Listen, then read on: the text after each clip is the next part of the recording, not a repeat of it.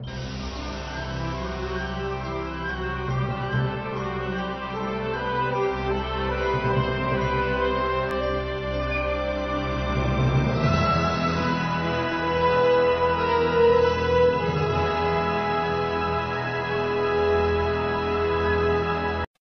cantik ini masuk ke sebuah hotel.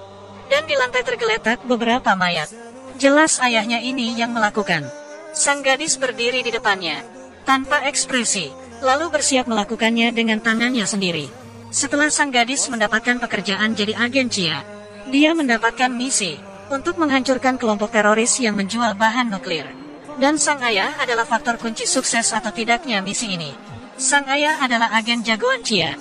Dia sedang melakukan misi rahasia. Tim aksi melakukan penyergapan terlebih dahulu di hotel itu. Saat itu muncul si botak berjas. Datang ke hotel. Dia adalah orang yang bertanggung jawab kali ini. Sang botak sangat licik. Hanya dengan melihat dia tahu kalau pelayan itu adalah agen rahasia. Dia pun menghentikan pelayan itu, mendorongnya ke dalam lift. Sampai jumpa, sayang. Tim lain yang berada di mobil sudah mengkonfirmasi selesai barang yang dibawa oleh si botak itu. Mereka akhirnya melakukan aksinya. Teroris sudah lama bersiap menembak mobil tim agen dan meledak. Situasi sangat bahaya. Daya tembak teroris sangat ganas. Dalam waktu singkat sudah bisa mengatasi para penjaga. Sang ayah yang kehilangan bantuan hanya bisa menanggung dengan dirinya sendiri. Dia berlari ke depan pintu hotel. Saat itu sang botak sudah menekan tombol bom. Orang-orang di dalam hotel pun panik. Bom itu pun meledak. Sang ayah terpental jauh ke tanah. Teroris kabur ke atap. Sang ayah segera bangun dan mengejarnya. Dengan penampilannya yang luar biasa, teroris hanya tersisa si botak saja. Si botak mencari jalan untuk kabur, bersiap untuk dilucuti dan menyerah. Saat itu sang ayah tiba-tiba pandangannya buram dan terjatuh ke lantai. Setelah beberapa saat, sang ayah bangun di rumah sakit. Dokter mengatakan kalau dia menderita tumor otak yang langka, dan memintanya untuk mengatur generasi mendatang. Menggigit bibirnya lalu melihat ke sebelah. Setelah dokter pergi, anggota CIA pun datang. Dia mengucapkan terima kasih terlebih dahulu atas semua hal yang sudah dilakukan sang ayah. Dan pada akhirnya mengatakan penyelesaian kontrak. Sang ayah kepikiran tidak boleh meninggalkan dengan rasa penyesalan. Sampailah di Paris. Tidak begitu mudah menemui istri dan anak. Sikap sang istri dingin. Sang ayah tidak mempunyai banyak waktu. Dia mengatakan ke sang istri kalau waktu hidup dia tidak lama lagi. Dia pulang hanya untuk mengembalikan waktu yang sebelumnya hilang. Ini sang ayah sedang memasang peredam pistol, lalu menembak cermin di dalam lift. Seorang pria sedang mematai dari dalam cermin. Jalan ke lorong lalu menembak lagi. Jalan ke ujung sudut jalan. Dia menghela nafas. Lalu orang yang berbaju hitam jalan ke arahnya. Saat itu tiba-tiba suara ponsel berbunyi. Dia pun menyerah atas misinya. Yang menelponnya adalah anak perempuannya. Ayah karena pekerjaan ini jarang menemani anak perempuannya. Setelah dirinya menderita penyakit, baru mengerti kalau keluarga itu penting. Dia membelikan anaknya sepeda yang paling disukainya saat kecil. Melihat dandanan aneh anaknya, dia juga bisa memuji dengan beberapa kata. Bahkan putrinya mendapat masalah di sekolah. Dia hanya menganggapnya enteng. Dia menenangkan anaknya dengan berkata, dia juga bisa melakukan hal yang sama. Anaknya memukul pintu mobil, dan dia sepertinya tidak menghargai. Sang ayah yang ingin menghabiskan waktunya dengan tenang. Tidak tahunya tetap bisa ditemukan oleh sang gadis. Gadis ini tahu semua situasi sang ayah. Dia berkata ke ayah, saya juga punya obat untuk menyembuhi penyakitmu. Sebagai gantinya, kamu harus membantuku menghilangkan teroris yang sebelumnya itu. Berpikir mendapatkan hasil yang banyak. Waktu dengan sang anak, sang ayah pun berjanji, jangan mendekatiku terlalu dekat. Kamu bukan tipe saya. Aku ini selera semua orang. Gadis menyetir ke tempat penyewaan mobil. Sang ayah baru masuk dan sudah membunuh 2 orang. Lelaki ini pun tiba. Awalnya dia sangat sombong, tetapi ketika berbalik badan dan melihat mayat, tiba-tiba langsung berpikir tidak terjadi apa-apa.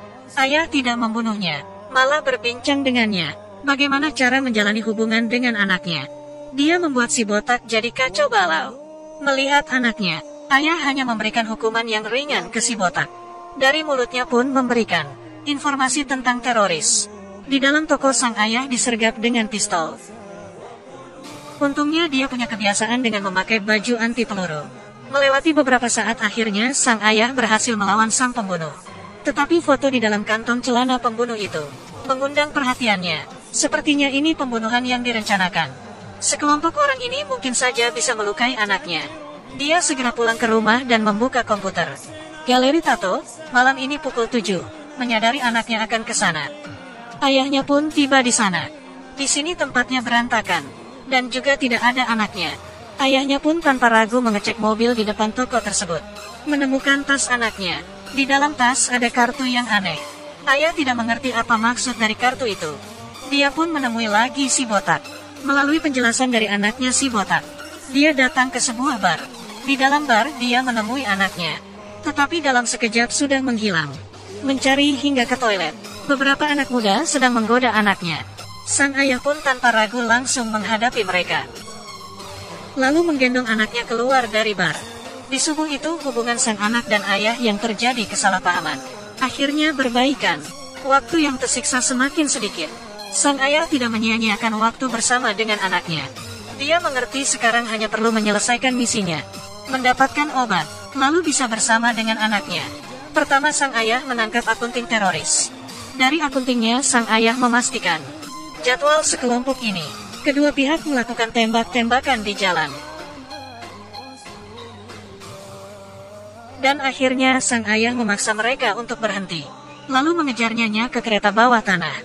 Dengan tubuh yang luar biasa, mereka pun terkejar juga. Si botak ingin melempar ayah ke rel kereta.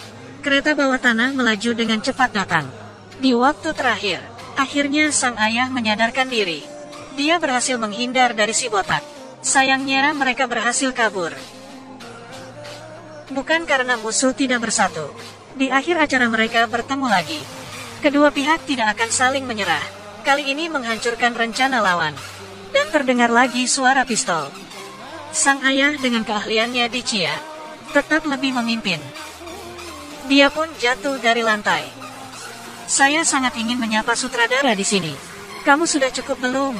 Bukan bahwa kamu main seperti ini. Di saat dia bangun, selesaikan dia. Si gadis ingin dia menembak. Dia teringat istri dan anaknya. Pembunuh tetap saja pembunuh. Selamanya tidak akan berubah. Bagaimana bisa ada anak kecil yang tidak bisa mengendari sepeda? Karena tidak ada ayah yang bisa mengajarnya. Aku tidak boleh. Istri saya ingin saya berhenti melakukan hal ini. Terakhir sang gadis yang membantunya menyelesaikan misi. Meski tidak sempurna, tapi gadis itu tidak mengingkari janjinya. Hari Natal, sang ayah menerima hadiah yang paling indah. Selamat Hari Natal sayang. Tujuan dari semua orang itu sangat banyak macam, tetapi tetap seperti orang biasa. Sampai akhir, keluarga adalah satu-satunya.